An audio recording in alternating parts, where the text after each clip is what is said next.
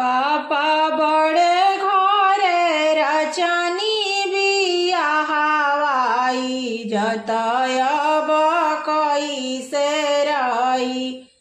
पापा बड़े घरे रचनी बियाहवाई जतयब कैसे रही।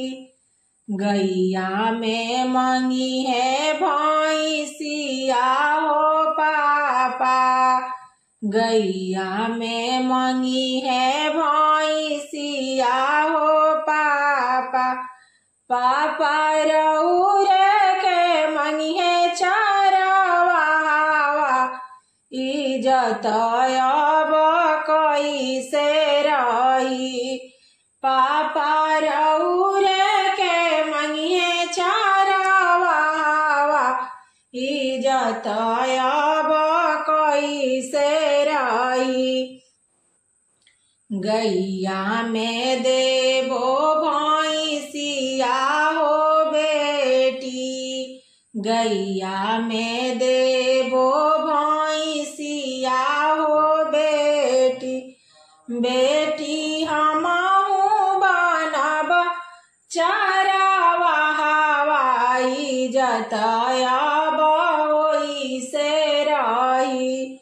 बेटी हमहू बनब चरवाहा, इज्जत अब ओइसे रही।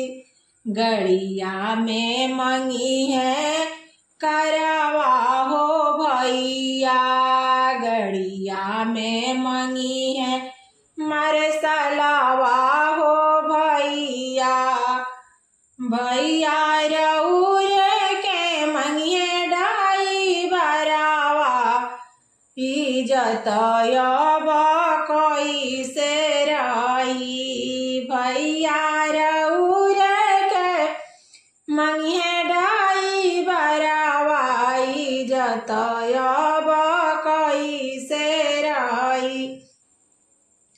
करवा में देबो मरसलवा ए बहिनी, करवा में देबो थरवा ए दीदी।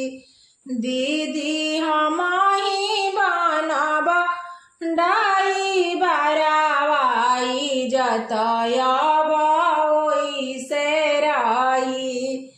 बहिनी हमही बनब ड्राइवरवा, इज्जत अब ओइसे रही। दीदी हमही बनब ड्राइवरवा, इज्जत अब ओइसे रही।